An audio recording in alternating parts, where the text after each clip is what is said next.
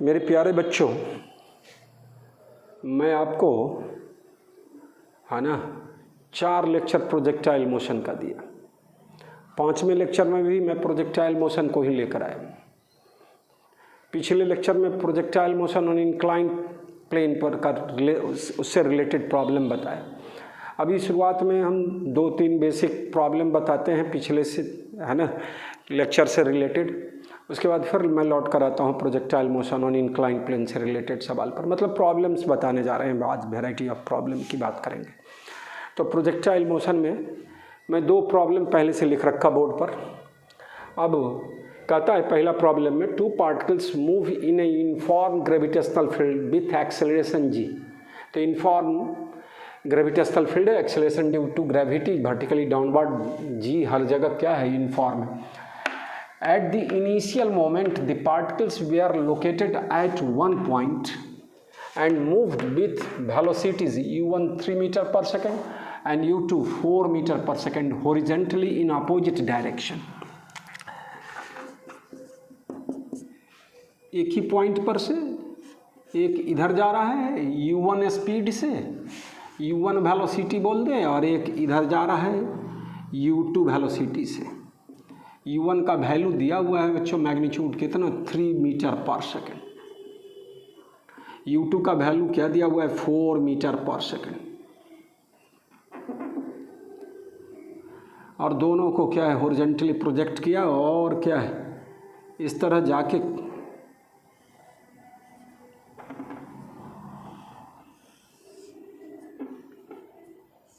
इसका वेलोसिटी और इस पार्टिकल का भी वेलोसिटी दोनों एक दूसरे पर क्या हो जाए, परपेंडिकुलर हो जाए।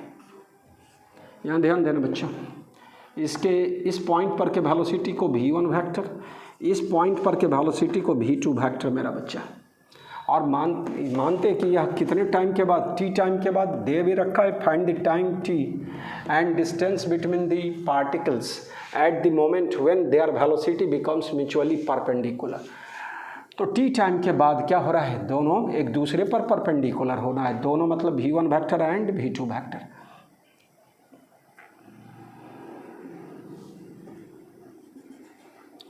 ये डिस्टेंस और ये डिस्टेंस की बात करेंगे, यह x1 और यह x2। बाद में पूछता है डिस्टेंस बिटवीन द पार्टिकल्स, तो x1 प्लस x2 बराबर हुआ। फिर here v1 vector equal to what, u1 vector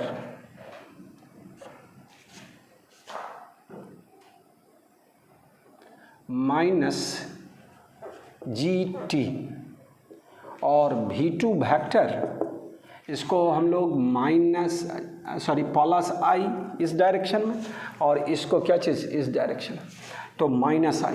तो v2 वेक्टर बराबर हुआ माइनस i u2 और माइनस gt। gt किधर, g किधर, डाउनवर्ड, तो यहाँ हम लोग इसको माइनस jgt और माइनस jgt बच्चों। As v1 and v2 are perpendicular to each other after time t, तो as v1 vector and v2 vector are perpendicular to each other. पढ़ा हुआ है बच्चों कि दोनों का डॉट प्रोडक्ट क्या होगा, मस्ट बी 0। तो ये सब अपने दिमाग से में लगाते रहना है, बराबर 0। अब इसका डॉट प्रोडक्ट करो मेरा बच्चा, तो क्या होगा, u1 इंटू u2 बचेगा, है ना। पहले लिख डाला जाए, i u1 minus jgt dot minus i u2 minus jgt equal to क्या चीज़, 0। मेरा बच्चा क्या होगा, i वाले को i के साथ गुना करते हो, i है ना, तो क्या बोलोगे, माइनस u1 इंटू u2 और minus minus plus g² t² बराबर क्या चीज़, 0। तो इसलिए t² बराबर क्या है, u1 u2 बाई क्या चीज़, g²। तो t का वैल्यू क्या हो जाएगा, रूट अंडर, इसी में लिख दें root under U1 into U2 by g. अब वैल्यू तो आपको निकल जाएगा मेरा बच्चा, है ना, 3 इंटू 4 बाई 10 रूट 12 बाई क्या चीज़ 10। ये काम का फॉर्मूला है, ये रेडीमेड याद रहे ना आपको। टी बराबर U1 प्लस U2 इंटू क्या चीज़ 0। इस केस में टी का फॉर्मूला निकल गया root over U1 into U2 by क्या चीज़ जी। क्लियर? तो टाइम निकल गया मेरा बच्चा। तो अब एक्स इसके बीच का सेपरेशन निकालना है। तो separation between two particles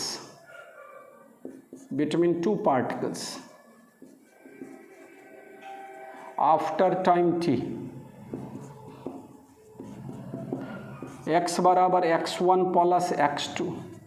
x1 के जगह मेरा बच्चा है ना हॉरिजॉन्टल वेलोसिटी u1, तो u1 इंटू क्या चीज़ t, और x2 के जगह u2 इंटू क्या चीज़ t, तो u1 plus u2 into t। अब वैल्यू पुट कर दो ही, है ना, t का वैल्यू निकला हुआ है, u1 और u2 दिया हुआ है, तो हम लोग कैलकुलेट कर सकते हैं x का वैल्यू। तो ये छोटा सा सवाल था, लेकिन पॉइंट है ना क्या होगा सो आप देख लिए। t के जगह रूट अंडर यहाँ पर अगर रेडीमेड बात करें तो u1 प्लस u2, और t के जगह मेरा बच्चा root under u1 into u2 और बाई क्या चीज़ g। बस, तो x का फॉर्मूला क्या निकल गया, x बराबर u1 plus u2 into root under u1 into u2 by क्या चीज़ जी। अब इस तरह के दो बात याद कर रखें, प्रैक्टिस से आपको याद रहेगा, और नहीं तो तुरंत बन जाएगा। आपको ऐसे भी ओरली भी बना सकते हो, प्रैक्टिस कर लोगे तो डायरेक्ट इस तरह की बात को सोचोगे तो ये छोटा सा प्रॉब्लम था जिसमें हम लोग स्केलर प्रोडक्ट का यूज किए। परपेंडिकुलर, दो वेक्टर परपेंडिकुलर हो गया तो दोनों का डॉट प्रोडक्ट क्या होगा, 0 होगा। अब चलिए दूसरे सवाल पर ले चल रहे हैं मेरा बच्चा। तो पहले तो इसको समझ लिए बढ़िया से बच्चों, अपना अगर दिक्कत हो तो फिर से रोक कर आप समझेंगे, और मैं ले चलता हूँ इसको। तो इसको मैं क्या कर लेता हूँ, मिटा लेता हूँ पहले, तभी इसका सॉल्यूशन ऊपर देता है। पहले सवाल मैं बोल देता हूँ। A ball rolls off the top of a stairway, है ना, खारी ऐसा बना हुआ है, उस पर क्या है, टॉप पर वाले स्टेयर से क्या कर रहे हैं, एक पार्टिकल को with a constant horizontal velocity u, horizontally u speed से वेलोसिटी से हम लोग क्या कर रहे हैं, बॉल को फेंक रहे हैं। If the steps are h metre high and w metre wide so that the ball will just hit the edge of nth step if n बराबर this much 2h into u square by g omega square g डब्ल्यू square. तो इसको हम लोग क्या कर लें, पहले इसको मिटा लेते हैं और इसका मैं समझा देता हूँ कि स्टेयर वे है जिसका स्टेयर का क्या है, हाइट कितना है मेरा बच्चा h, और उसकी वाइड क्या है w है। तो nth स्टेप पर क्या होगा, वह जस्ट nth स्टेप को टच करते हुए नीचे आएगा। तो क्या हो गया, उसका n का फॉर्मूला साबित करके दिखाना है कितना होगा। चलिए देख लीजिए बच्चों, उसको ऊपर मिटा लेते हैं हम लोग। तो बच्चों स्टेयर वे बनाया जाए।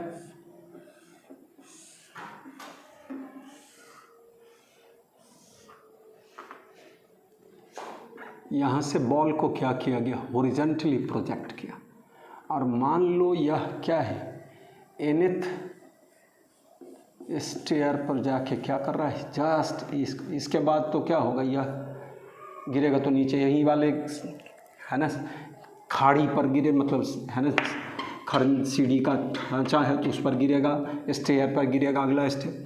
तो यह जो हो गया, यह एक का h है, h है nth पर है, तो यहाँ पर हम लोग y बराबर क्या लिख दें, n इंटू एच, हाइट सब का h है। तो nth पर मान लो क्या कर रहा है, वो कह ही रहा है क्या, nth को जस्ट टच करेगा तो यहाँ ये हो गया बड़ा बच्चा, और y x वाला क्या होगा, यह w है, ई भी w और nth बोल रहे हैं तो x बराबर क्या होगा, nw। क्लियर? अब बात करो बच्चों, है नहीं, इसको टाइम लग रहा है क्या चीज़, t समय लगा यहाँ पर, तो हमारे लिए अपन लोग को हॉरिजॉन्टल में क्या होगा, हॉरिजॉन्टल x बराबर क्या चीज़, u into T, if T is the time of fall. तो क्या हो गया, x के जगह मेरा बच्चा n इंटू डब्ल्यू equal to what, u into t. अब अगेन वर्टिकल वाली बात सोचा जाए तो वर्टिकल में कितना डिस्टेंस y है ना, और vertical initial vertical velocity is 0, horizontally project कर रहे हो बच्चों, तो क्या होगा, अगेन हेयर डायरेक्ट y के जगह मेरा बच्चा NH बराबर है ना, यह अगर हम लोग कंसेप्ट पर ले तो माइनस होगा और g वाला भी माइनस होगा, वो दोनों कट के क्या होगा, माइनस हाफ GT² इधर आए, minus NH, minus minus gone, तो NH बराबर हाफ GT² लिख सकते हैं। क्लियर। और बच्चों यहाँ NH और यहाँ x बराबर NW लिखें, इससे क्या मिलेगा, फ्रॉम 1 से T बराबर NW बाई क्या चीज़ U, दिस मच, इसी को 1 मान ले हम लोग, और यह क्या है 2, तो from 1 and 2 NH equal to half G, T के जगह में अच्छा N² W² बाई U² हो जाएगा। तो हम लोग को NS को एक N से एक N कैंसिल हो गया, तो N बराबर क्या हुआ, ध्यान देना, U² इंटू H बाई क्या G इंटू क्या चीज़ ओमेगा² 2U² H, 2H U² by G ओमेगा², N का फार्मूला मिल गया एक तरह से, है ना। यह प्रूफ करना था तो प्रूफ कर लिए, जैसे क्वेश्चन में लिखा हुआ है उसी तरह लिखना चाहो तो यहाँ पर क्या लिख दे, 2H into U² by G ओमेगा²। तो इस तरह से nth स्टेप पर जाके वह क्या करेगा, या बॉल गिरेगा जस्ट। तो इस तरह का सवाल को देख लिया कि ये सब पहले से आपको रटा हुआ है, तो ये projection from certain height H वाला हो गया। हम लोग मेनली फार्मूला में लिखते हैं x बराबर UX into t plus half AX into T²।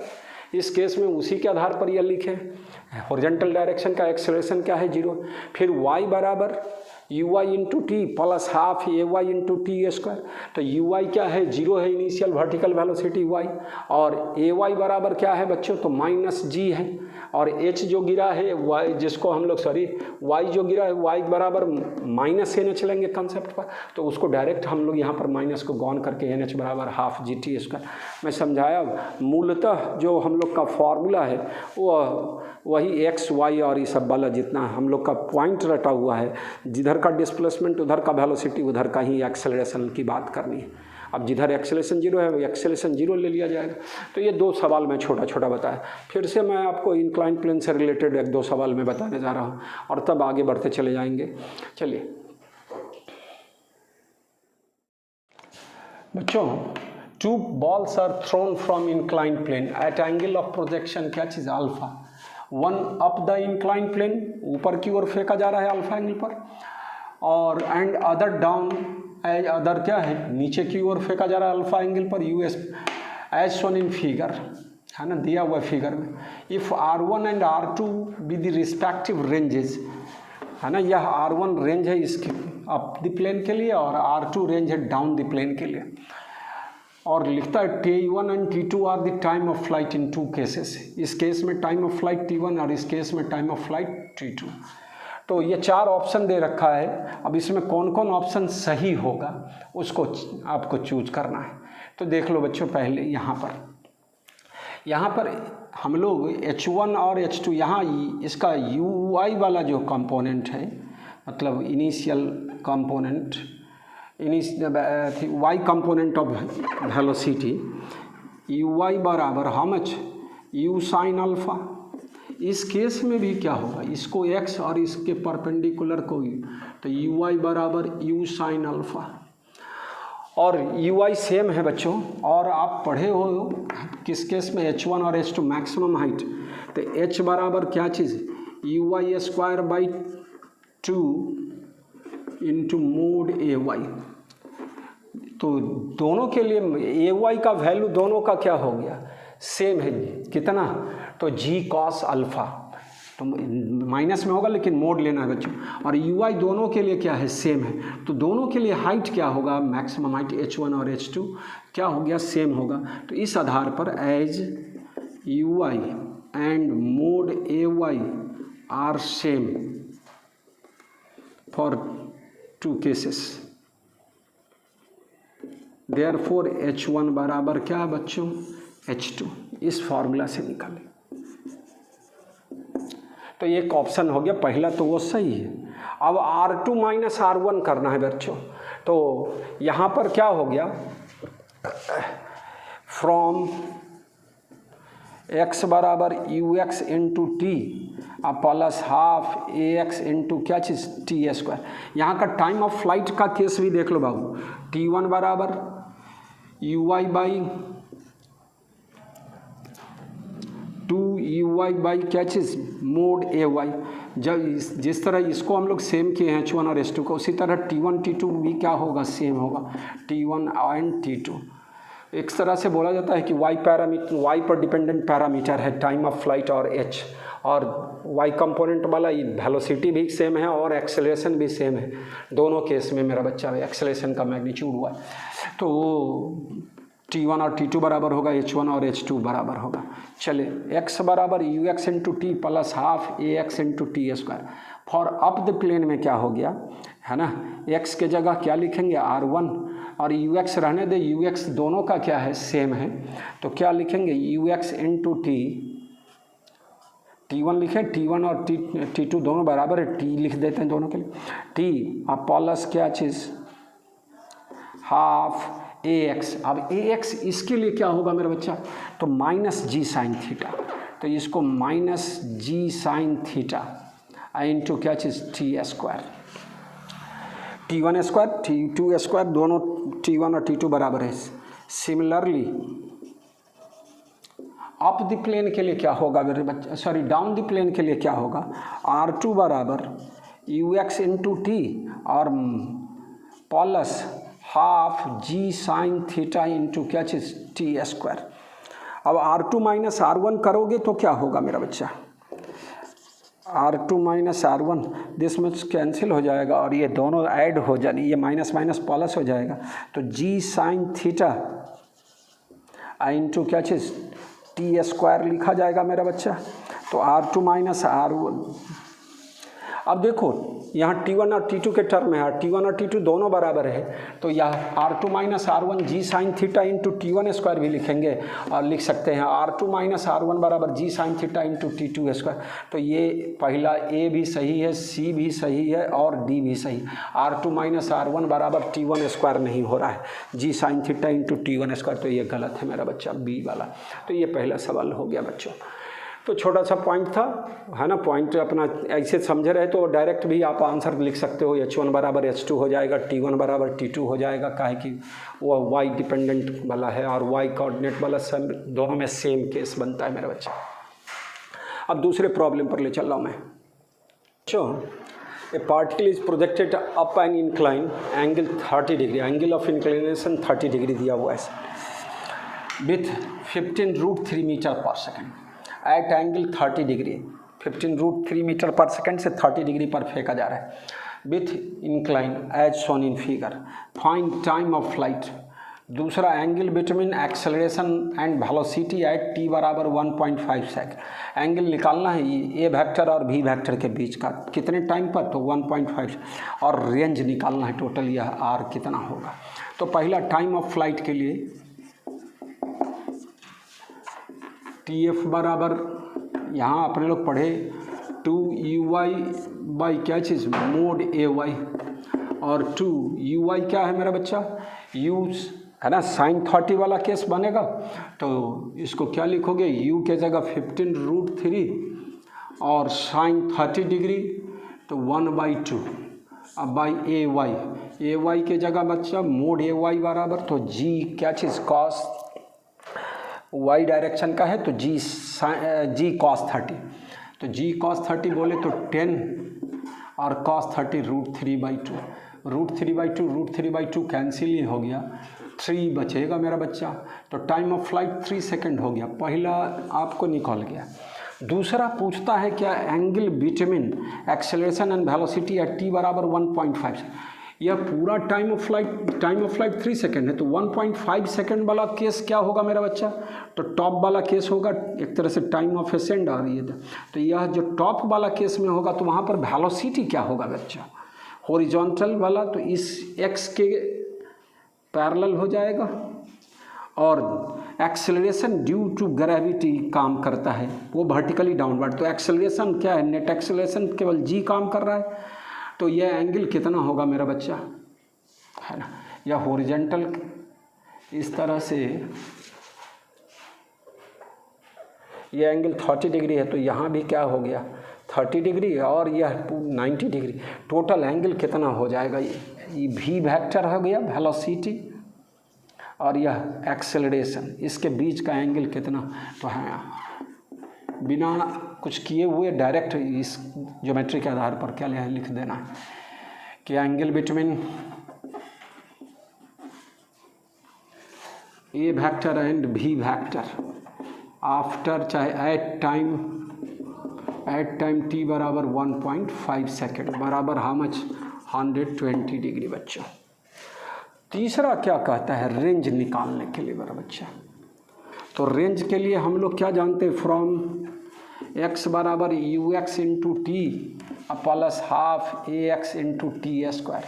Hair x बराबर r कब, जब t बराबर tf वाला बात करते हैं, टाइम ऑफ फ्लाइट निकला हुआ है, ux क्या होगा मेरा बच्चा, तो 15√3 into cos 30 degree, cos 30 degree is what √3/2, और टाइम ऑफ फ्लाइट कितना निकाले 3 सेकेंड, तो 3 अब प्लस क्या चीज़ हाफ, और ax क्या होगा -g साइन थीटा मेरा बच्चा, तो -10 और साइन थीटा कितना बच्चों, तो 1/2 और t स्क्वायर तो 9 हो जाएगा 3 स्क्वायर।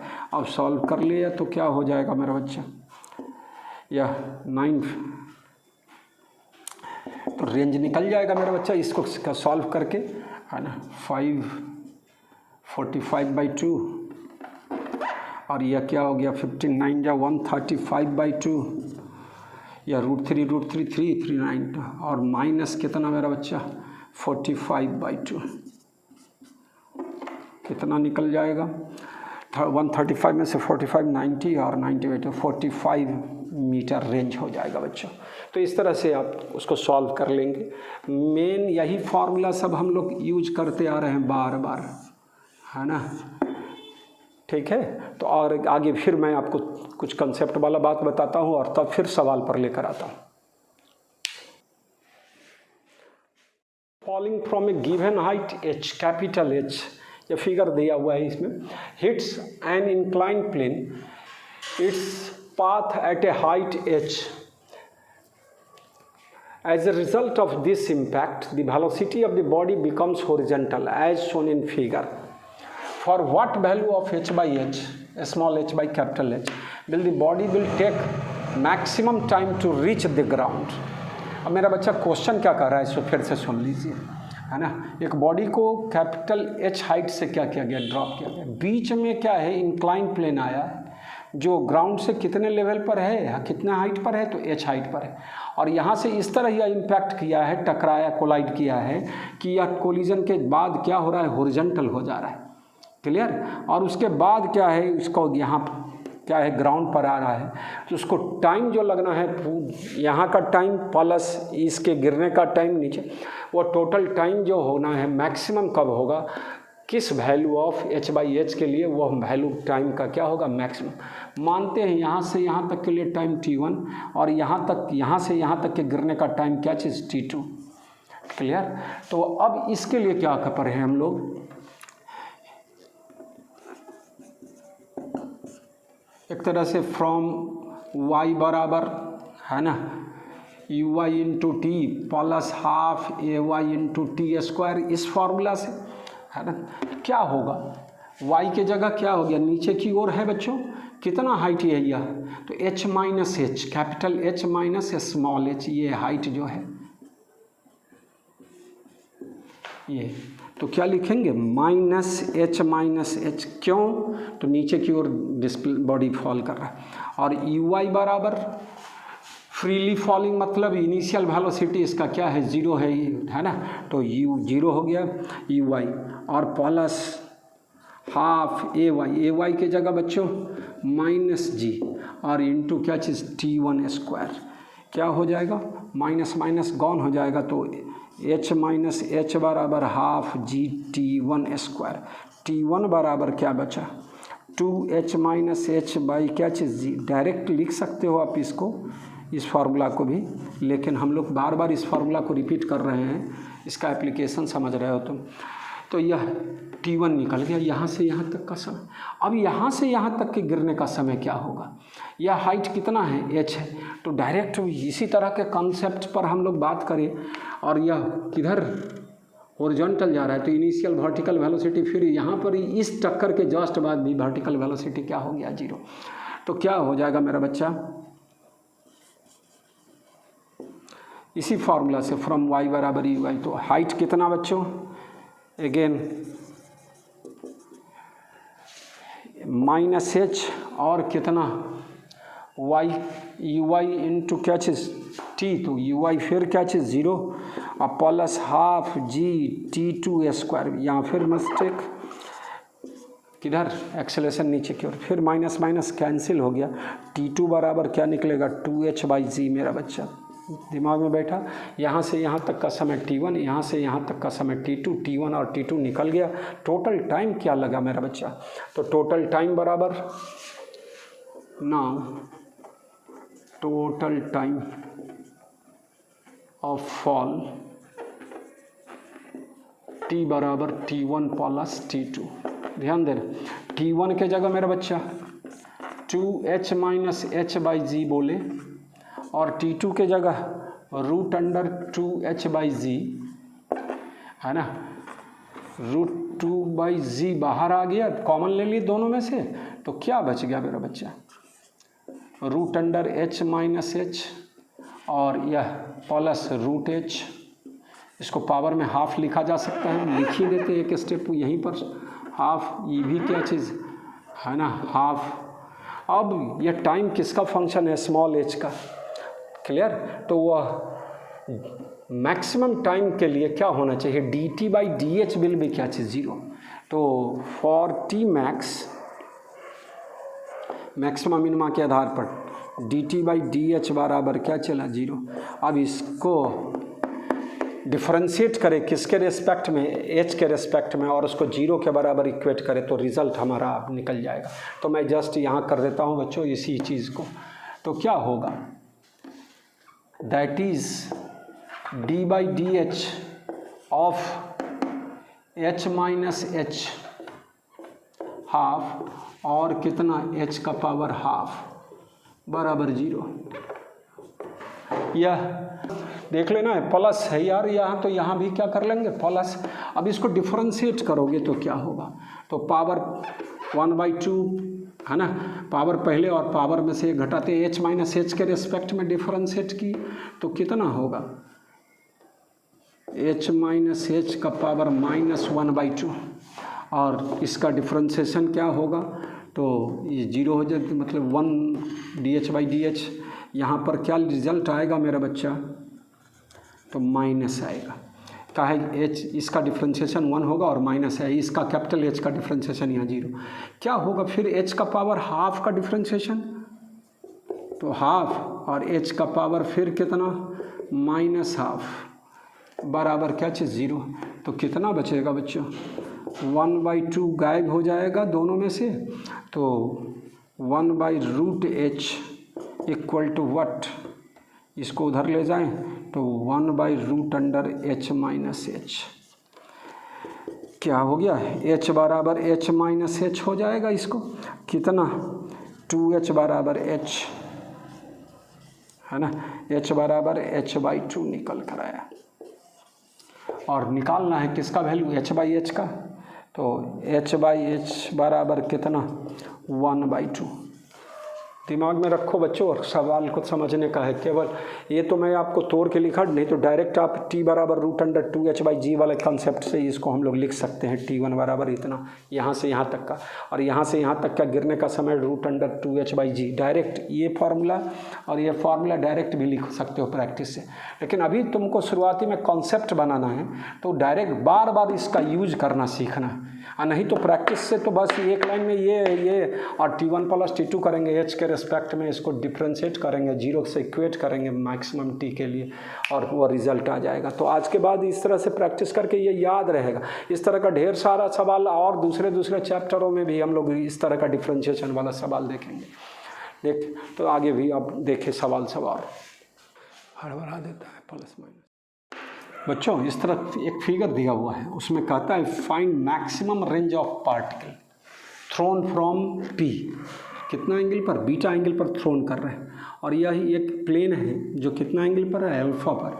यहाँ कर रहा है अल्फा लेस देन क्या चीज़? बीटा। वो देखने से भी लग रहा है कि अल्फा लेस देन बीटा। और तीसरा इसमें कौन पॉइंट, मतलब इसी में क्या है? Less than 45 degree. तो 45 से कम है दोनों का वैल्यू, बीटा का वैल्यू, और अल्फा छोटा है बीटा से। उस केस में यह इसका एक तरह मैक्स फिगर में इतना ही है इस प्रॉब्लम में, लेकिन आपको निकालना है यह कहाँ पर ये वैल्यू कितना मैक्सिमम होगा, रेंज मैक्सिमम। अगर 45 से बड़ा होता बीटा तो वो 45 के केस में क्या हो गया, रेंज क्या होता है, मैक्सिमम होता है, वो निकलता। लेकिन यहाँ पर केस क्या मेरा बच्चा बता रहा है कि बीटा लेस देन क्या चीज़? 45 डिग्री।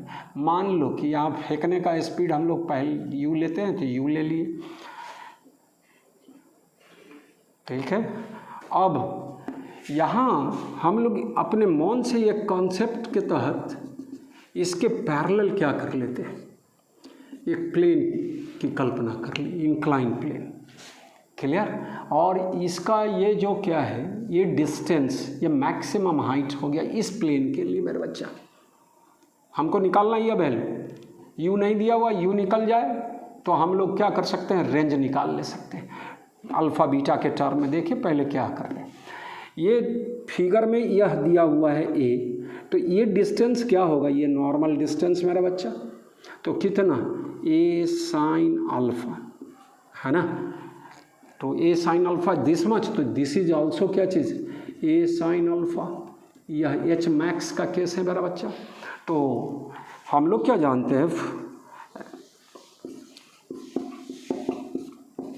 एज एच मैक्स का फॉर्मूला हम लोग यहाँ पर एच मैक्स बराबर u² by twice mode ay बोला गया हुआ है आपको। यहाँ क्या होगा, एच मैक्स के जगह अभी जस्ट निकाले हम लोग a sin अल्फ़ा, और uy के जगह क्या लिखोगे मेरा बच्चा, u है और यह बीटा एंगल है, तो इधर वाला वेलोसिटी क्या हो जाएगा, u sin बीटा। तो u² sin² बीटा अब बाई कितना, ट्वाइस ay, है ना। तो इसका एक्सेलरेशन कितना होगा, यह अल्फ़ा है तो ये भी क्या होगा, अल्फ़ा। तो इस पर एक्सेलरेशन किस डायरेक्शन में, y डायरेक्शन में कितना, तो g cos अल्फ़ा। तो u² बराबर क्या निकल कर आया मेरा बच्चा, 2ag cos alpha by sine alpha into क्या चीज़, sin² बीटा। यह u² का वैल्यू निकल गया। अब रेंज का फॉर्मूला डायरेक्ट आप यूज कर सकते हो इसमें, एज r बराबर u² sin 2 बीटा, 2 थी, है ना। यहाँ पर एंगल क्या है, यह पूरा एंगल कितना है, बीटा है, एंगल ऑफ प्रोजेक्शन इस हॉरिजॉन्टल के साथ। तो u² sin 2 बीटा बाई क्या चीज़, g। अभी u² का वैल्यू पुट कर दे तो रेंज निकल गया। u² के जगह मेरा बच्चा 2ag, तो 2a और g से g क्या हो जाएगा, कैंसिल हो जाएगा, तो क्या बचेगा, 2a cos अल्फ़ा इंटू क्या चीज़, sin 2 beta by how much, sin alpha into sin² beta. इसको और भी सॉल्व किया जा सकता है, sin बीटा बराबर क्या चीज़, 2 sin बीटा, sin 2 बीटा बराबर 2 sin beta into cos beta, है ना। cos alpha by sin alpha, इस तरह से cot अल्फ़ा। लेकिन ये फार्मूला हमारा रेंज निकल गया बच्चों, किसके टर्म में, a अल्फ़ा और क्या चीज़ बीटा के टर्म में, ए अल्फ़ा बीटा के टर्म में। तो रेंज का फार्मूला मिल गया बच्चों। तो इसमें एक क्या कंसेप्ट बना है, इंक्लाइन प्लेन था नहीं लेकिन अपने लोग कल्पना किए और यह दिया हुआ इस फिगर से, और तब इसको हम लोग इस तरह से इक्वेट किए। यह एक तरह से इसको x और इसको क्या माना जाएगा, y माना जाए, और निकालना है ये, ठीक है। तो वो रेंज निकाल दिया हम लोग। तो इस सवाल में छोटा सा सवाल था लेकिन कॉन्सेप्ट की बात है इसमें थोड़ी सी। चले आगे बढ़ते हैं बच्चों आगे। टिपिकल पॉइंट क्लू बोला जाए उसको मैं बताने जा रहा हूँ। क्या चीज़, if we want maximum range, if we want maximum value of range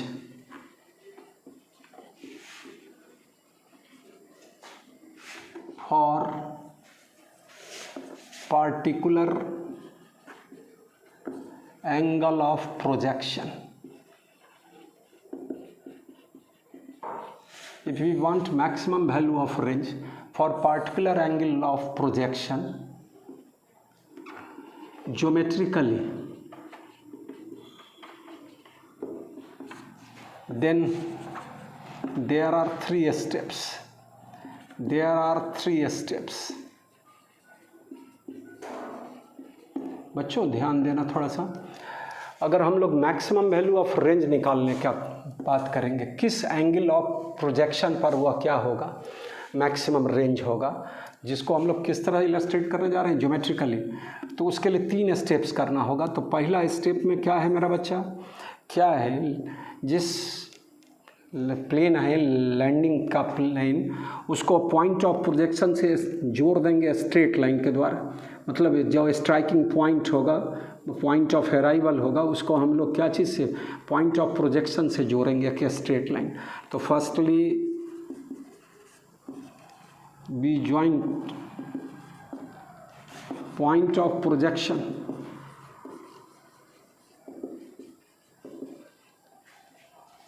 to the point of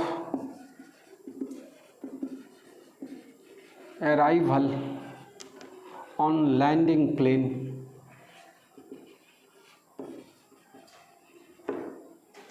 पहला काम ये करेंगे। दूसरा क्या करना है, we produce a line opposite to net acceleration on the projected body, on the projected body. और third और फाइनल स्टेप में क्या करना है मेरा बच्चा, we throw the ball, we throw क्या चीज़, बॉल या बॉडी पॉइंट जो पार्टिकल बोले, we throw the body at angle of projection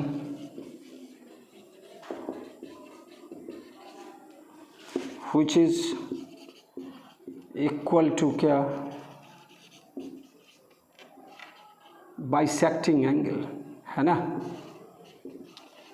bisecting angle between two lines। Illustrate करके मैं समझाता हूँ। पहले तो बेसिक वाला जो हम लोग 45 डिग्री वाला देखे हुए हैं बच्चों, सिंपल केस था, यही था लैंडिंग प्लेन, यहाँ पॉइंट ऑफ प्रोजेक्शन या पॉइंट ऑफ अराइवल था, इस तरह से बॉडी यहाँ गिर रहा है, तो इसको मिला दिए, एक लाइन हो गया। इस पर acceleration due to gravity, net acceleration, एक ही एक्सेलरेशन काम कर रहा है, किधर काम कर रहा है, नीचे काम कर रहा है, उसको हम लोग किधर प्रोड्यूस करेंगे, पीछे प्रोड्यूस किए। कितना एंगल बना भैया, 45 डिग्री, अच्छा सॉरी 90 डिग्री, ये दोनों के लाइन के बीच में, क्लियर। और इसके बीच का जो क्या होगा, ये जो बाइसेक्टिंग लाइन हो गया, वो इस दोनों लाइन को के बीच के एंगल को बाइसेक्ट कर रहा है, वो कितना होगा, 45 डिग्री। तो हम लोग देखें फर्स्ट केस में ग्राउंड टू ग्राउंड प्रोजेक्शन में R will be maximum when angle of projection is what, concept यहीं से बनाएंगे बेसिक से जो पहले से पढ़ा हुआ है आपको। तो R will be maximum when angle of projection is what, 45 degree कहाँ से निकाले थे? इसके और इसके बीच का एंगल 90 डिग्री है, इसलिए 90/2 तो 45 डिग्री। मैं दूसरा एग्जाम्पल आपको बता है क्या चीज़ पर, इंक्लाइन प्लेन वाला केस का। तो अभी हम 2 फिगर और बताते हैं इसी में, है ना। पहले इसको हम क्या कर ले, मिटा लेते हैं, तो अभी इंक्लाइन प्लेन का केस दिखाते हैं आपको। इसमें बता रहा हूँ अप द प्लेन का केस मेरा बच्चा। यह इंक्लाइन प्लेन अल्फा लेते थे एंगल ऑफ इंक्लिनेशन, क्लियर। और फिर क्या, यहाँ से बॉडी को प्रोजेक्ट किया और यहाँ गया। रेंज मैक्सिमम का केस निकालना है बच्चों। तो यह तुम्हारा अल्फा हो गया और नेट एक्सेलरेशन जी किधर, वर्टिकली डाउनवर्ड। तो ये टोटल एंगल कितना हो जाएगा मेरा बच्चा, किसके बीच में इसको प्रोड्यूस करना है पीछे, तो दिस मच। और इस लाइन, सॉरी, यह लैंडिंग प्लेन दिस मच। तो इस लाइन और इस लाइन के बीच का एंगल पहले निकाला जाए और तब उसको हम लोग उसके बाइसेक्टिंग लाइन पर, इसको बाद में सोचेंगे, पहले इसको देख लो बच्चों। यह तुम्हारा कितना हो गया अल्फा, और this much is what 90 degree minus alpha. अब इसका बाइसेक्टिंग लाइन कितना पर होगा बच्चों, है ना। ई एंगल क्या हो गया, उसके लिए रेंज क्या होगा, तो मैक्सिमम होगा। यही बताना था कि दो लाइन प्रोड्यूस किए, एक लैंडिंग प्लेन को पॉइंट ऑफ प्रोजेक्शन से जोड़े हैं जहाँ पर स्ट्राइक कर रहा है इस प्लेन पर, और दूसरा जो नेट एक्सेलरेशन है उसके अपोजिट डायरेक्शन में मैं क्या लिया, लाइन को प्रोड्यूस किया, और उस दोनों लाइन के बीच में जो एंगल बनेगा उसका बाइसेक्टिंग जो एंगल होगा वही एंगल ऑफ प्रोजेक्शन होगा आर मैक्स के लिए।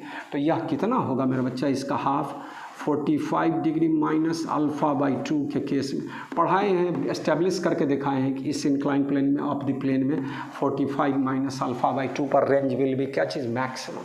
तो ये एंगल ऑफ प्रोजेक्शन निकालने का तरीका हो गया ज्योमेट्रिकली, क्लियर।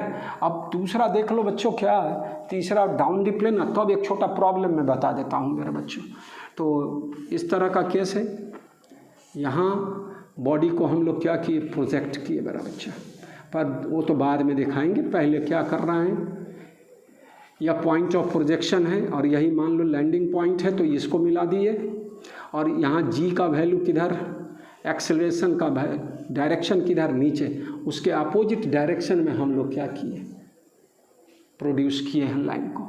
और इस लाइन और इस लाइन का जो बाइसेक्टिंग लाइन, ये बाइसेक्टिंग एंगल होगा इसके दोनों के बीच का, वही हमारा एंगल ऑफ प्रोजेक्शन होगा फॉर आर मैक्स, क्लियर। इसको हम लोग क्या लिख दे, alpha, this much is what also alpha, और यह क्या चीज़ 90 डिग्री, तो 90 प्लस अल्फा हो गया मेरा बच्चा। और उसका हाफ क्या होगा, तो 90 प्लस अल्फा/2, तो 45 प्लस अल्फा/2। तो ये जो प्रोजेक्ट करेंगे ये पूरा एंगल कितना हो गया, 90 प्लस अल्फा, और इसका बाइसेक्टिंग लाइन जो हो गया, इस तरह से हम लोग बॉडी को क्या करेंगे, प्रोजेक्ट करेंगे। यह आर मैक्स का केस होगा। तो इस केस में आर मैक्सिमम के लिए क्या हो गया, for R max angle of projection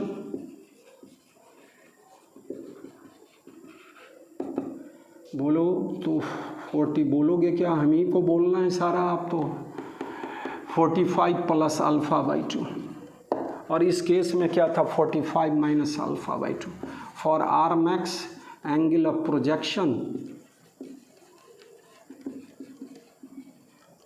45 degree plus sorry minus अल्फा/2। ये कर लें, अपना π/2 भी लिखा जा सकता है, तो इस तरह से। तो इतनी बात समझा पाए। अब इस पर एक छोटा सवाल मैं बता रहा हूँ।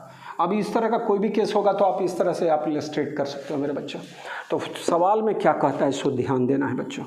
एक पार्टिकल है, उस पर 2 एक्सेलरेशन, एक हॉरिजॉन्टल डायरेक्शन में और एक वर्टिकल डायरेक्शन में प्रॉब्लम करके यह वैल्यू दिया हुआ है 10 मीटर पर सेकेंड स्क्वायर। जी का वैल्यू जो जानते हैं वही रख रहे हैं, और AX का इस हॉरिजॉन्टल डायरेक्शन में जो एक्सेलरेशन है AX, उसका वैल्यू है 7.5 metre per second square, clear. Net acceleration वाला लाइन खींचना है बाबू। तो नेट एक्सेलरेशन कितना होगा, दिस मच।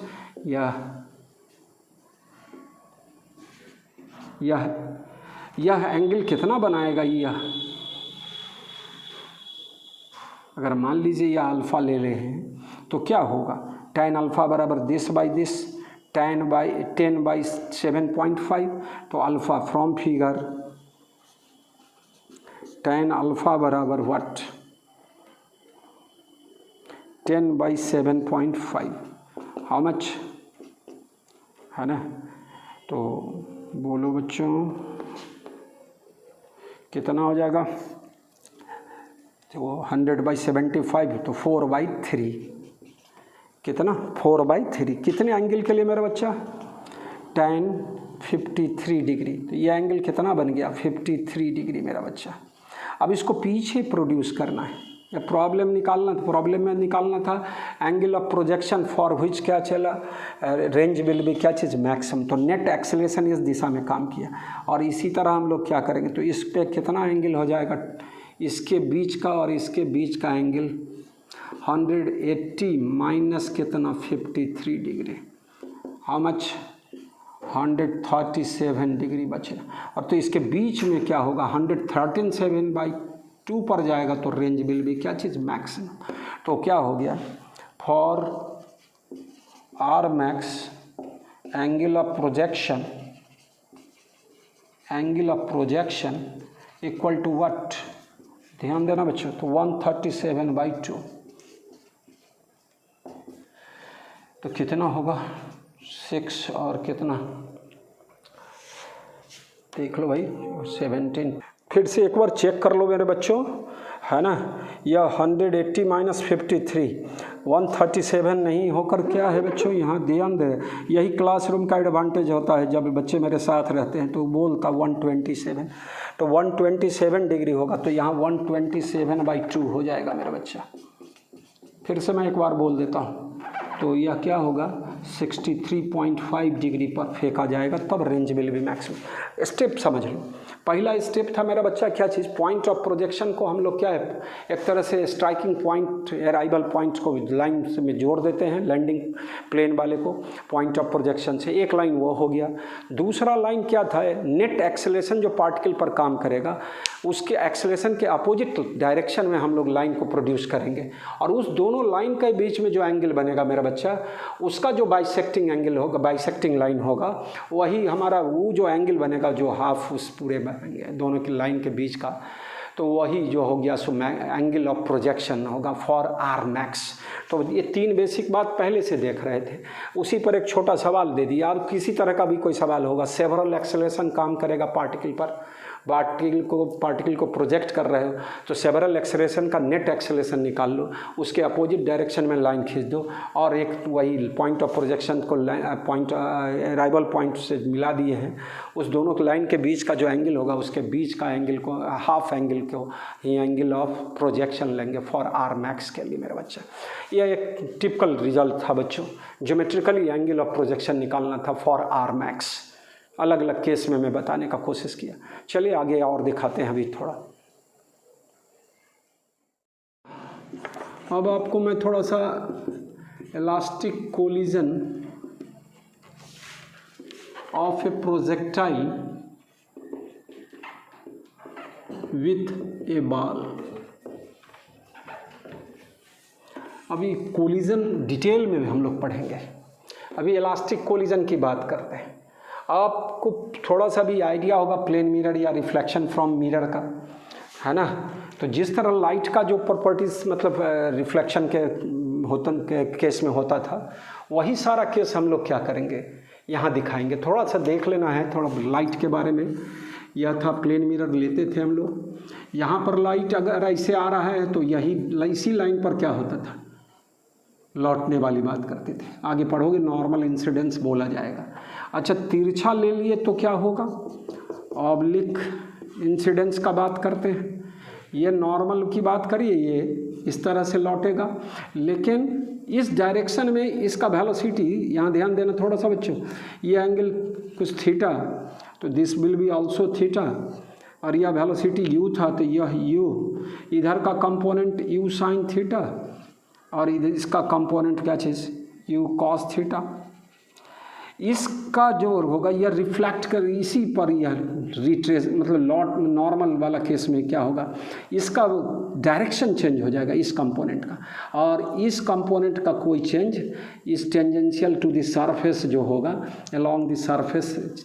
तो यही चीज़ हम लोग वाल वाले केस में भी बोलेंगे कि दीवार पर अगर इस तरह स्ट्राइक किया है तो इसी लाइन पर लौट जाएगा, है ना, इसके नॉर्मल। अगर तिरछा आएगा तो क्या होगा बोलो, इस डायरेक्शन वाले कंपोनेंट ऑफ वेलोसिटी के कंपोनेंट में कोई चेंज नहीं होगा, और नॉर्मल वाला में क्या होगा, जो नॉर्मल था वह क्या होगा, रिवर्स कर जाएगा, डायरेक्शन रिवर्स कर जाएगा। तो इसी पॉइंट को हम लोग प्रोजेक्टाइल में क्या करने वाले हैं, यूज करने वाले हैं, है ना, elastic collision of projectile with A wall. तो थोड़ी सी भाषा कर लेते हैं जो हम पहले लिखा चुके हैं कि let a particle is projected from point O with velocity of projection u at angle of projection theta, angle of projection theta। Clear? क्या होगा बच्चों इस केस में, बॉडी क्या करेगा, इस तरह से क्या करते जाएगा, आगे जा सकते, यहाँ तक का उसका रेंज होगा। लेकिन हम लोग इस बीच में क्या कर दिए, ध्यान देना बच्चों, एक दीवार खड़ा कर दिए, है ना, या इसका कंप्लीट अगर जाता तो यहाँ जाता। ये डिस्टेंस, ये दीवार जो हम लोग लिए हैं वह पॉइंट ऑफ प्रोजेक्शन से कितने दूरी पर लिया मैं, x दूरी पर। यह पूरी दूरी कितनी है मेरी बात मानो तो यह r है बच्चों, क्लियर। तो ये डिस्टेंस क्या होगा, r माइनस एक्स। अब बताओ इस आधार पर मैं क्या बोला, इस डायरेक्शन का यानी वर्टिकल जो हो गया वो वेलोसिटी में कोई चेंज नहीं होगा, और ये जो स्ट्राइकिंग इस डायरेक्शन में होगा वही क्या करेगा, रिट्रेस करेगा हॉरिजॉन्टल वेलोसिटी, क्लियर। तो जितना ये जो गया है उतना ही क्या होगा, कोलिजन के बाद क्या करेगा, इससे कोलिजन के बाद क्या करेगा, लौटेगा। यह तब जब यह केस फर्स्ट में बोल दूं, जब दीवार कितना पर है बच्चा, दीवार का दूरी पॉइंट ऑफ प्रोजेक्शन से क्या है, x, और x इज़ ग्रेटर देन क्या चीज़, r/2, x is greater than r/2, clear. तो यह तुम्हारा दूरी क्या हो जाएगा, r-x है तो ये r-x होगा। फिर से समझ लेंगे थोड़ा सा कि इस डायरेक्शन में कोई चेंज नहीं होगा, तो इस डायरेक्शन में वेलोसिटी में कोई चेंज नहीं है, एक्सेलरेशन में कोई चेंज नहीं है, तो इसका मैक्सिमम हाइट पहले जितना कंप्लीट कर रहा था उतना इसके लौटने के क्रम में भी मैक्सिमम हाइट वाला केस क्या होगा, वही होगा। इतना में पूरा में टाइम ऑफ फ्लाइट जितना था, जितना समय यहाँ तक लगेगा ये तो कॉमन पाथ हो गया, और ये समय भी क्या होगा वही। तो टाइम ऑफ फ्लाइट में और मैक्सिमम हाइट में कोई चेंज इस केस में नहीं होने वाला है। यहाँ सिर्फ इसकी बात करें। अब यह पॉइंट ऑफ प्रोजेक्शन से स्ट्राइकिंग पॉइंट का दूरी क्या हो जाएगा अब, तो यह तुम्हारा कितना था मेरा बच्चा, x, और यह r-x, तो this distance will be what, x minus r-x। तो इसको क्या लिखोगे, r-2x बोलेंगे क्या, एक मिनट फिर से, x माइनस r-x, तो यह हो जाएगा 2x माइनस r मेरा बच्चा। ये डिस्टेंस 2x माइनस r किसका, distance of striking point from point of projection, point of projection is how much, 2x minus r, जहाँ x क्या है बच्चों, तो दीवार की दूरी है कहाँ से, पॉइंट ऑफ प्रोजेक्शन से। ये क्लियर हो गया। और ये जो हो गया दीवार से कितने दूरी पर गिरेगा, तो r-x दूरी पर, जो उधर गिरना था सो इधर नहीं गिरेगा। तो ये पॉइंट इंपॉर्टेंट पॉइंट हो गया 2x माइनस r। ये तब जब x ग्रेटर देन क्या चीज़, r/2। अब जब x लेस देन क्या चीज़, r/2 की बात करेंगे। सो देखो क्या करते हैं, दूसरा केस में बताने जा रहा हूँ। तो यहाँ पर देखें कि let a particle is projected from point O with velocity of projection u at angle of projection theta. Time of flight का फॉर्मूला बता दो, 2u sin θ/g, ये इसका भी क्या होगा, यह गया और लौट कर यहाँ गिरा, इसका भी टाइम इतना ही होगा। इस केस में मैक्सिमम हाइट कितना पढ़ाए हैं, you square sine square theta by 2g, जिसको लिखते थे यू वाई स्क्वायर बाई क्या चीज़ 2ay मोड लिखते थे, वही इसके आधार पर ये था। और रेंज का टोटल आर का फॉर्मूला क्या था, तो u square sine 2 theta by g, सारे फार्मूला का ये इसमें यूज है, और तो अभी ये निकाला जा सकता है मेरा बच्चा। तो ये केस हम बताए, एक फर्स्ट केस जब x greater than r/2, clear. अभी x r से बड़ा हो जाए तो क्या होगा, तो टक्कर होना ही नहीं, वो तो यहाँ गिर जाएगा पहले ही दीवार से, तो लेकिन कैसा कोलिजन हो रहा है, तो बच्चों इलास्टिक कोलिजन हो रहा है। तो जब पढ़ेंगे डिटेल में पढ़ेंगे इलास्टिक कोलिजन, तो इस तरह का ढेर सारा सवाल सब भी बताते रहेंगे, लेकिन अभी सिंपल प्रोजेक्टाइल के केस में ये बताने का कोशिश की। केस सेकंड में ले चल रहा हूँ बच्चों, है ना, जब x लेस देन r/2, तो पहले इसको हम थोड़ा क्या कर ले, मिटा लेते हैं, तब आगे बताते हैं। तो इस यहाँ पर सब मिटा दिया, वो केस सब दूसरा केस में ला रहा हूँ, यही सारा चीज़ रहेगा, सब कंसेप्ट हुआ है। देख लो भाई, व्हेन x लेस देन क्या चीज़ r/2, दीवार कितने दूरी पर है पॉइंट ऑफ प्रोजेक्शन से, तो जो रेंज है उसके हाफ से भी क्या चीज़, मतलब x बराबर लेस देन r/2 से। यहाँ ध्यान देना बच्चों, पॉइंट ऑफ प्रोजेक्शन वो है, यह बॉडी इस तरह जाएगा आगे, लेकिन दीवार हम लोग यहीं पर ले लें, है ना, ये दीवार दिखा रहे हैं। अगर ये दीवार नहीं रहता तो यह कहाँ जाके स्ट्राइक करता, आगे स्ट्राइक करता। ये पूरी दूरी कितनी होती, r। अब यह x दूरी पर दीवार है बच्चों, इलास्टिक कोलिजन होगा, वर्टिकल कोऑर्डिनेट्स मतलब में कोई चेंज होगा नहीं, तो ये इस चीज़ में और इस चीज़ में कोई चेंज होने वाला नहीं। तो यहाँ ध्यान दो बच्चों, ये जितना इधर गया है इस तरह, ये जो डिस्टेंस गया है ये कितना गया है बच्चा, r-x जाता, अगर दीवार नहीं रहता तो इतना दूरी पर जाता। तो इसका जस्ट क्या होगा, ये जो कोलाइड करेगा इलास्टिकली, तो यह इस तरह से क्या करेगा, जस्ट इसी का इमेज बनाते हुए क्या करेगा, आगे जाएगा। जितना ये दूरी है यहाँ से r-x दूरी पर ही क्या करेगा, या पार्ट के गिरेगा। तो ये डिस्टेंस कितना हो गया मेरा बच्चा, r-x, ये डिस्टेंस। तो दिस डिस्टेंस क्या चीज़, या पॉइंट ऑफ स्ट्राइक हो गया, स्ट्राइकिंग पॉइंट हो गया इसके कोलिजन के बाद। तो यहाँ पर क्या हो जाएगा मेरा बच्चा, ये रिक्वायर्ड डिस्टेंस कितना होगा, तो r-x, तो कितना r-2x, उसमें होता था 2x - r, इससे पहले वाले केस में। और इसमें क्या था, तो ये ऐसे गया, इधर जाना था, लेकिन गया क्या भाई, इसी को हम लोग क्या दिखा, डॉटेड लाइन के द्वारा ये गया ही नहीं, लेकिन अभी इसको कंप्लीट लाइन के द्वारा दिखाए, तो यह इस तरह रिट्रेस क्या है बच्चों, मतलब रिट्रेस नहीं, मतलब इस तरह लौटेगा इसके बाद, कोलिजन के बाद, इलास्टिक कोलिजन के बाद। तो इस तरह के कंसेप्ट को देखेंगे, छोटा छोटा सवाल हम लोग लेके क्या आते हैं। तो यहाँ पर डिस्टेंस क्या निकल गया, distance of striking point from the wall कितना होगा मेरा बच्चा, तो r-2x, और इससे पहले वाला में 2x - इतनी बात को समझ गए तो ये आराम से सवाल क्या होगा, फटाफट बन जाएगा। ये तो फार्मूला पहले से पता है और ये तुरंत निकालना था, बस कुछ करना ही नहीं है आपको, इसी फार्मूला से निकालते हैं। तो हम एक सवाल दिखा देते हैं तो आपको दिमाग में बैठ जाएगा ये बात। तो चलिए थोड़ा सा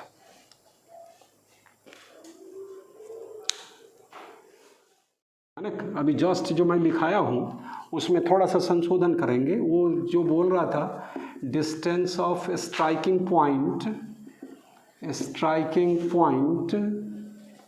फ्रॉम द वॉल, तो फ्रॉम द वॉल में r-x देखा मैं, है ना, और डिस्टेंस ऑफ स्ट्राइकिंग पॉइंट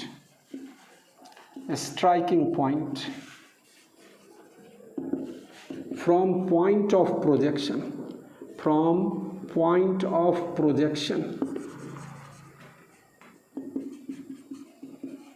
तो r- क्या चीज़ 2x, है ना।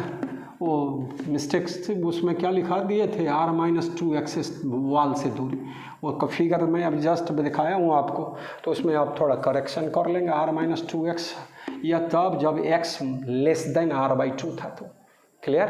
तो चलिए इतना बात को कर ले, अब आगे हम लोग बढ़ते हैं थोड़ा। A ball thrown from ground at angle theta बराबर 37 degree with the speed u बराबर 20 metre per second collides with a vertical ball 18.4 metre away from the point of projection, है ना। तो एक सवाल में फिगर थोड़ा सा कह रहा है क्या, एक पार्टिकल को हम लोग प्रोजेक्ट किए ओ पॉइंट से कितना स्पीड से, 20 metre per second,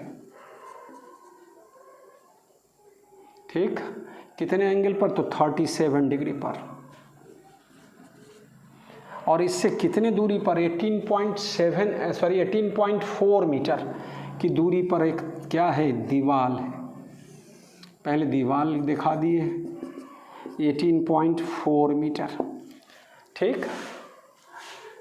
away from the point of projection, point of projection से इतनी दूरी पर है। If the ball rebounds elastically to finally fall at some distance in front of the wall, find for this entire motion maximum height. तो maximum height पहले हम figure यहाँ तक छोड़ रहे हैं।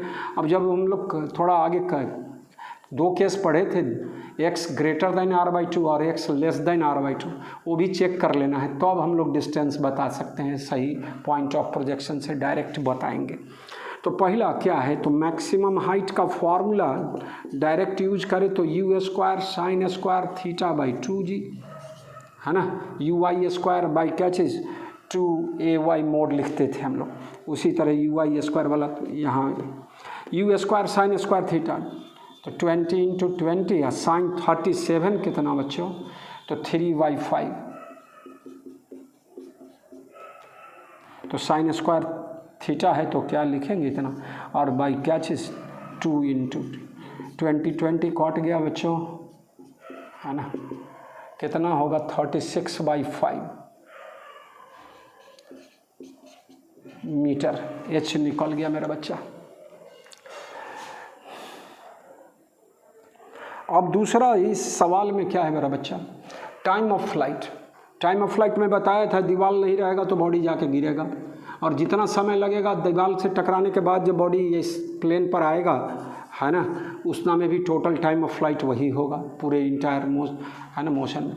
तो क्या हो जाएगा बच्चों, टाइम ऑफ फ्लाइट का फॉर्मूला पढ़े हैं 2u sin θ/g, बस 2u के जगह 20 या sin 37 बराबर 3/5 और बाई 10 कितना हो गया 12/5 सेकेंड हो जाएगा मेरा बच्चा। तो 12/5 सेकेंड हो गया time of flight. Third case का आता है distance from the wall where the ball will fall. यहाँ पहले रेंज हम निकाल लें, और रेंज का वैल्यू क्या होगा थर्ड केस के लिए, है ना, थोड़ा सा रेंज का फॉर्मूला u² sin 2θ/g, इसको तोड़ के लिख सकते हो, है ना, u² तो 20 × 20 और 2 sin θ × cos θ, तो 2 sin 37 बराबर 3/5 और cos 37 4/5, अब बाई कितना 10। अब इसको सॉल्व किया जाए तो क्या हो जाएगा 10 का, है ना, तो हाउ मच 2 4, है ना, कितना हो जाएगा मेरा बच्चा 4 2 8 8 या 16 सब कर लेना है अपने से। रेंज कितना निकल जाएगा इसको कैलकुलेट करके, तो 8 16 48 और 48 4 जा हाउ मच 196 बाई क्या चीज़ 5, कितना हो गया सॉल्व करने पर बच्चों, तो 33 और फिर कितना 46 39.5। तो इसको फिर से देख ले थोड़ा सा, है ना, यहाँ मिस्टेक हो रहा है लगता है थोड़ा सा वो, है ना, इसको मल्टीप्लाइड करो तो देख लो 192/5 आएगा बच्चे, 192 हो जाएगा इसका। गलत हो रहा है तो यहाँ पर ऊपर लिख देते, r बराबर ऊपर से मल्टीप्लाइड करके 192 और बाई 5 कितना 3 और 42 हो जाएगा बच्चों, 42 बच जाएगा तो कितना 38.4 मीटर रेंज हुआ। तो r/2 कितना होगा मेरा बच्चा? यहाँ से 19.2 मीटर। अब देखो हम लोग कितना दूरी से प्रोजेक्ट कर रहे हैं, है ना, 18.4 मीटर, जो r/2 से क्या है, कम है। और उस केस में हम लोग क्या देखे थे, यह पूरा रेंज होता था, इस तरह से जाता था और ये डॉटेड लाइन हम लोग दिखाते थे इस तरह से। ये पूरा डिस्टेंस कितना था निकाले हैं जस्ट अभी, कितना रेंज का फॉर्म वैल्यू 38.4 मीटर, है ना। तो ये डिस्टेंस कितना बचेगा बच्चों, दे समझ। 38.4 में तो क्या 18.4 तो 20 मीटर हो जाएगा बच्चों। यह 20 मीटर, तो यहाँ से यह कितने दूरी पर गिरेगा बच्चों, तो यह 20 मीटर पर जाके गिरेगा। यह इस तरह गया है और यह अब कंप्लीट करके दिखा देंगे बच्चों कि जिस तरह जा रहा था उसी तरह यह क्या हुआ, रिफ्लेक्ट कर गया एक तरह से। इलास्टिक कोलिजन का केस है। यह 20 मीटर है। तो रिक्वायर्ड डिस्टेंस क्या होगा पॉइंट ऑफ प्रोजेक्शन से, तो रिक्वायर्ड डिस्टेंस इज व्हाट 20 माइनस 18.4 मीटर निकल जाएगा बच्चे, तो 1.6 मीटर, है ना। तो रिक्वायर्ड डिस्टेंस क्या हो गया, फोर्थ का आंसर, है ना। Distance from the wall where the ball will fall, third था डिस्टेंस फ्रॉम द वॉल, तो 20 मीटर होगा। थर्ड का आंसर 20 मीटर मेरा बच्चा। दीवार से कितनी दूरी पर, तो 20 मीटर की दूरी पर। अब पॉइंट ऑफ प्रोजेक्शन में की दूरी कितना हो जाएगा, 20 माइनस कितना 18.4, दैट इज़ 1.6 मीटर। यहीं पर मैं लिख दिया हूँ। अब कैसे है सो आपको थ्योरी ऑफ जॉस्ट में इसका बताया था और उसी पर जॉस्ट इस तरह का सवाल है। तो ये सब डायरेक्ट सवाल बनाने का कोशिश करना है बच्चों, तो कैलकुलेशन करते रहना है थोड़ा सा। चलिए, छोटा objective, a ball is projected horizontally from the top of a 80 metre deep well. 80 metre का गहरा कुआं है, उसके एक दीवार से क्या कर रहे हैं, बॉल को प्रोजेक्ट कर रहे हैं हम लोग 10 मीटर पर सेकेंड से। इसका चौड़ाई दिया हुआ है 7 metre. The particle will fall on the bottom at a distance of, अभी ये टकराएगा फिर आएगा, इसी तरह दिखाना है कि सेवरल कोलिजन होगा और कहाँ पर टक्कर के फाइनल टक्कर जब इस फर्श पर आएगा तो ए से या बी से कितनी दूरी पर होगा, वो ऑप्शन दिया हुआ है, उसमें से कौन सही है सो चेक करना है मेरे बच्चों। तो क्वेश्चन समझ गए कि 80 मीटर गहरा कुआं है, उसके दोनों दीवार के बीच की दूरी क्या है, एक तरह से 7 मीटर है उसकी चौड़ाई, और यहाँ से हम लोग 10 मीटर पर सेकंड से बॉल को क्या कर रहे हैं, प्रोजेक्ट कर रहे हैं हॉरिजेंटली। क्लियर। पहले तो पूरा यहाँ तक गिरने में कितना समय लगेगा, टाइम ऑफ फॉल बताएंगे। तो इसका solution, time of fall direct लिखते हैं, कंसेप्ट तो वही है, y बराबर क्या चीज़, u y into t plus half a y into t square 1।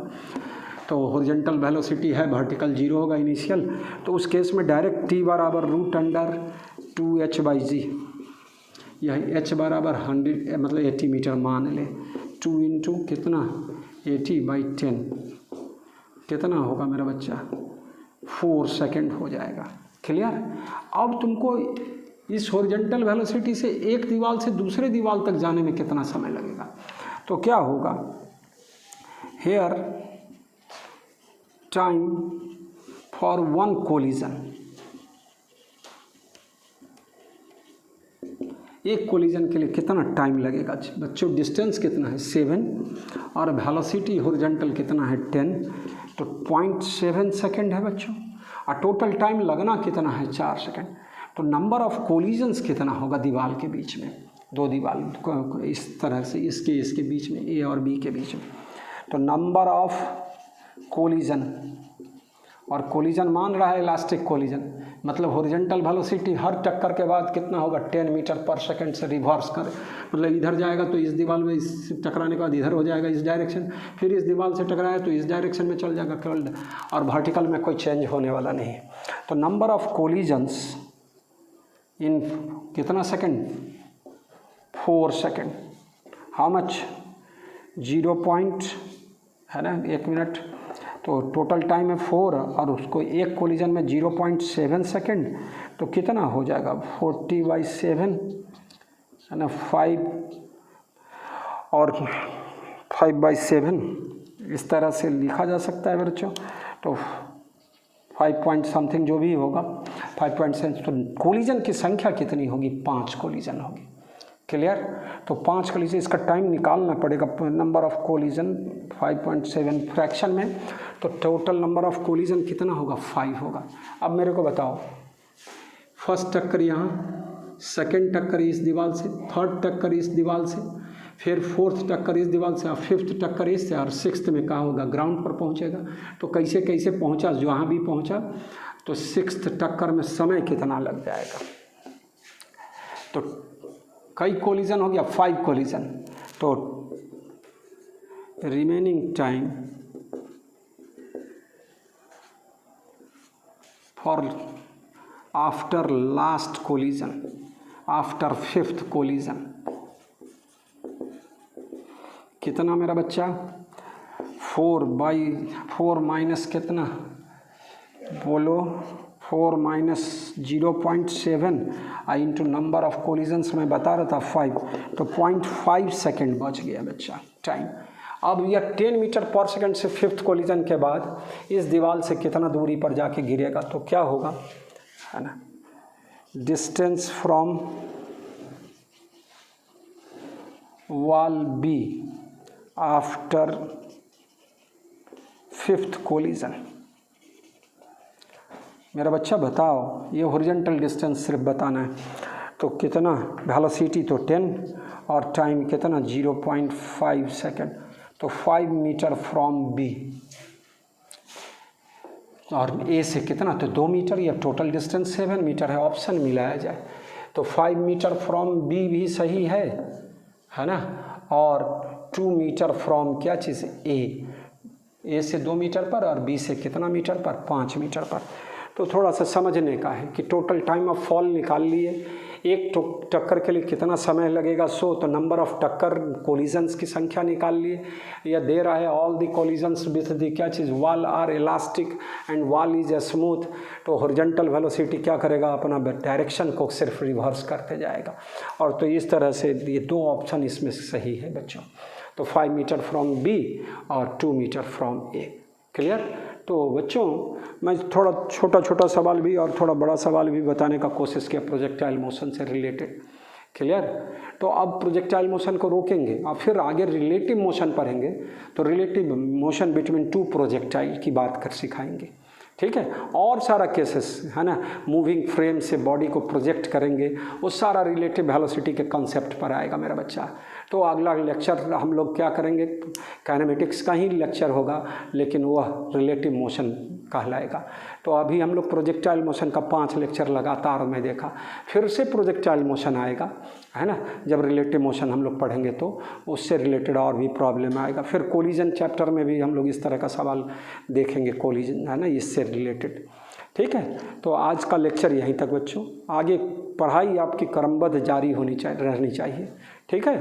तो पढ़ाई नहीं रुकनी चाहिए। जितना लेक्चर आपको दिया जा रहा है, मिलते जा रहा है, आप उसको कंप्लीट करते रहे, अगला लेक्चर देखने का कोशिश करें। ठीक है? तो आज का लेक्चर यहीं तक बच्चों। ओके।